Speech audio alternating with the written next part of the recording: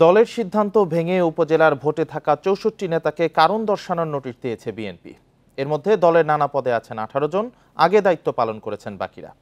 কেন্দ্রীয় নেতারা বলছেন, শুধু শোকজ নয়, উপযুক্ত জবাব না পেলে তাদের করা হচ্ছে বহিষ্কার। এদিকে ভোটে থাকা নেতারা বলছেন, জনপ্রিয়তা রয়েছে বলেই মাঠে থাকছেন তারা। ১, ২, ৩ ঢাকায় জমি জিতে নিন ১০০% ক্যাশব্যাক সহ ২০ কোটি টাকার পুরস্কার। ২০১৮ নির্বাচনের পর থেকেই নির্বাচন বয়কট করে আসছে বিএনপি। ভোট বর্জনের আহ্বানে থাকছে রাজপথে। এরই ধারাবাহিকতায় উপজেলার ভোটে না যাওয়ার সিদ্ধান্ত নেয় দলটির স্থায়ী কমিটি। তবে সে সিদ্ধান্ত মানেননি অনেক নেতা। ৮ মের প্রথম দফার ভোটে রয়ে গেছেন অন্তত ৬৪ জন। এর প্রতিক্রিয়ায় তাদের সবাইকে দেয়া হয়েছে কারণ দর্শানোর নোটিশ। সন্তোষজনক জবাব না পেলে করা হচ্ছে বহিষ্কারও। তবে সব জেনে শুনেই ভোটে থাকার কথা জানাচ্ছেন উপজেলার প্রার্থীরা। যেহেতু আমি স্থানীয় রাজনীতি করি, আমি দলের সাথে সম্পৃক্ত আছি, ঠিক আছে, কিন্তু সাধারণ জনগণ চাচ্ছে যে আমার পরিবার থেকে প্রার্থী হোক। আমি মানুষের কাছে দায়বদ্ধতা থেকেই এবারে নির্বাচনে আমি অংশগ্রহণ করছি। মানুষ চাচ্ছে আমাকে ভোটাধিকারের মাধ্যমে উপজেলা পরিষদ পাঠিয়ে মানুষের পাশে থাকার সুযোগ দেওয়ার জন্য।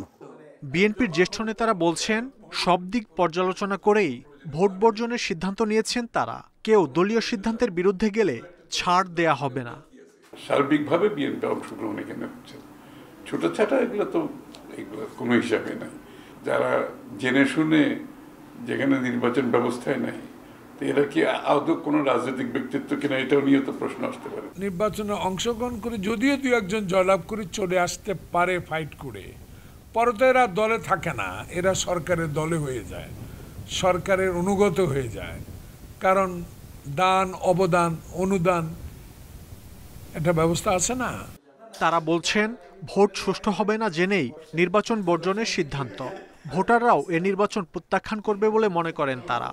মুখ্য বিষয়টি হচ্ছে বাংলাদেশের মানুষের যে গণতান্ত্রিক অধিকার সেটা ফিরিয়ে আনতে হবে। এই উপজেলা করলে, নির্বাচন করলে বাংলাদেশের মানুষের গণতন্ত্র ফিরে আসবে, বাংলাদেশের গণতন্ত্র ফিরে আসবে বা বাংলাদেশের মানুষের গণতন্ত্রের অধিকার ফিরে আসবে, সেই নিশ্চয়তা আপনারা দিতে পারবেন, সরকার দিতে পারবেন। যে দু একজন যেতে পারে সে ব্যাপারে বিএনপি যা যা ব্যবস্থা নেবার সেটা নেবে।